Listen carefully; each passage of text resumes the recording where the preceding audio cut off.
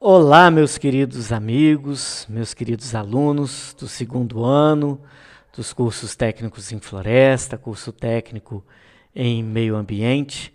É uma alegria a gente poder estar junto novamente, para refletir um pouco sobre a filosofia, sobre esse assunto, que nós estamos caminhando.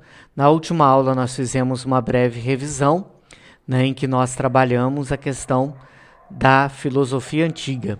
Hoje o nosso assunto, diante da ementa que nós temos, que nós abordaremos a questão da verdade, e aí a questão da verdade da justificação, também do ceticismo, como é apresentado na nossa ementa, nós vamos trabalhar esses elementos a partir da filosofia medieval, das questões prementes da filosofia medieval.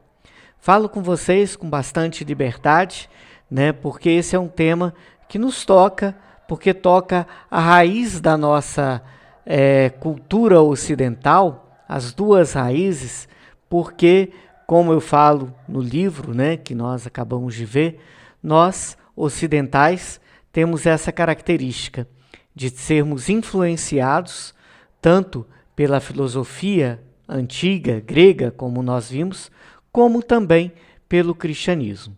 E daí, nesta questão desta semana, nós vamos abordar esse tema e é fundamental para compreender esse período, este encontro entre o cristianismo, de um lado, e entre a filosofia grega, de outro lado.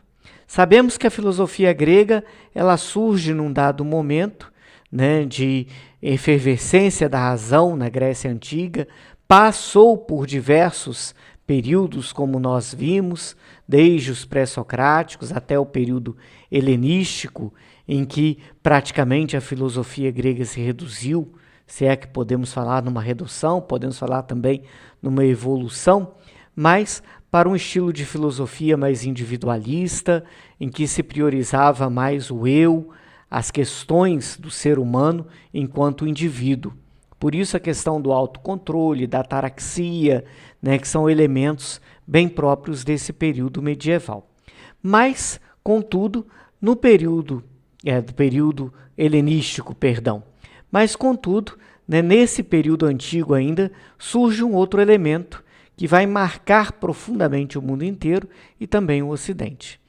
A segunda das três grandes religiões monoteístas nasce com Jesus de Nazaré e, sobretudo, também com a pregação dos seus seguidores, que, num dado momento, e graças a Paulo de Tarso, que nós temos aí retratado numa pintura linda de Caravaggio, Paulo de Tarso se converte ao cristianismo e passa a anunciar, sobretudo, essa nova doutrina, essa nova religião, que poderia ter se tornado uma seita judaica, pura e simplesmente, mas Paulo de Tarso, com o seu ímpeto, com a sua coragem, vai anunciar para todo mundo. E mesmo os outros apóstolos, os evangelistas, eles vão escrever em grego. E aí, quando se escreve as verdades do cristianismo numa língua que tinha já toda uma carga conceitual, isso ganha um certo fundamento, vamos dizer assim, um certo peso também filosófico. E aí depois as questões vão surgindo, e aí vão estar sempre presentes essas discussões cristãs no âmbito da filosofia medieval. Quando se fala de vida eterna, que vida eterna é essa?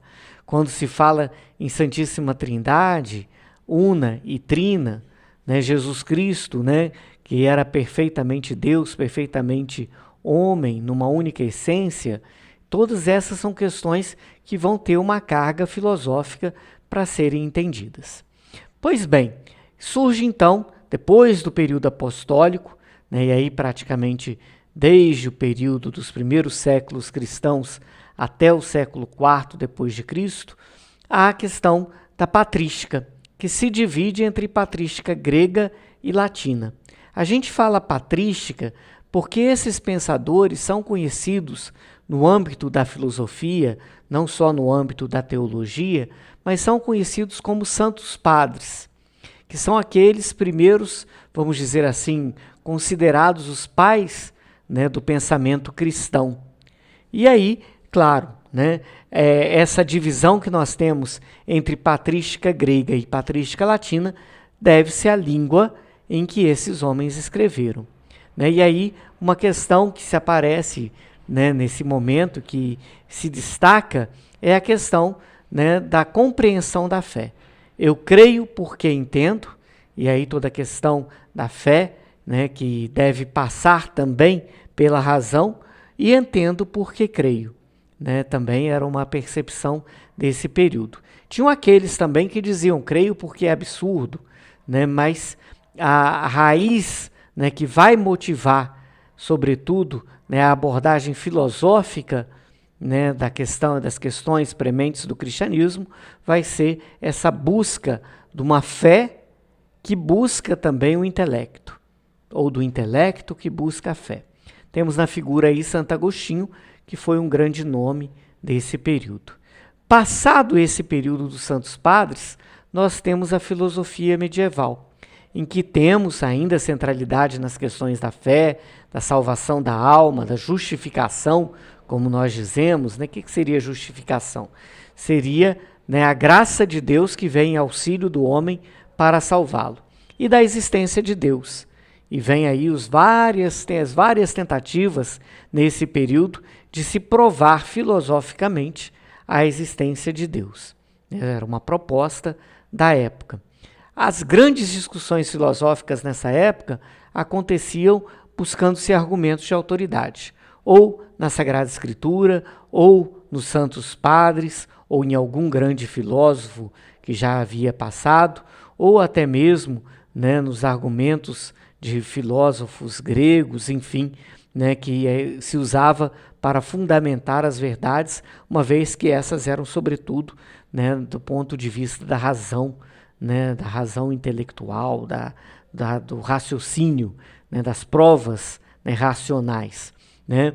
E aí, uma grande influência de textos de Platão, né, oriundos do neoplatonismo como uma forma, né, da filosofia helenística também, que teve grande influência, e de Aristóteles também, né, recebidas através dos filósofos muçulmanos. E uma grande discussão que se tem nesse período é a questão dos universais, as essências das coisas, como dizia Platão, do mundo das ideias, toda essa questão de uma fundamentação de que existe uma verdade absoluta, e que isso começa a cair, né, diante da questão dos universais, trazida pelos filósofos nominalistas, que vão questionar a autoridade, né, daqueles argumentos anteriores, né, a autoridade de um Tomás de Aquino, que era um grande filósofo desse período, mas começam a ser questionadas essas questões, abrindo espaço para o último período, que é da filosofia renascentista, em que surge aí então um novo humanismo, a questão da independência da razão, né, a oposição ao poder papal e a redescoberta de textos dos filósofos antigos. Hoje nós temos mais acesso aos filósofos antigos do que os filósofos daquele período medieval. Mas surge aí uma nova visão de razão, uma nova visão de mundo, né, que passa a não depender mais da razão, né, ligada ao cristianismo, e que vai desembocar na filosofia moderna, no ceticismo trazido pela filosofia moderna. No campo da filosofia política desse período, né, uma pessoa que se destaca e que nós homenageamos de certa forma nesse slide é Nicolau Maquiavel. Fraco de feição, né, mas um grande intelectual. Muito obrigado, gente. É bom a gente estar nesse contato, né, de aprofundarmos um pouco essas realidades. Espero que as nossas aulas nesse período estejam contribuindo para o crescimento intelectual, para a formação de vocês. Desejo mesmo que nós possamos cada vez mais crescer nessa busca do conhecimento, nessa busca da sabedoria. Um grande abraço a vocês. Grande saudade mesmo.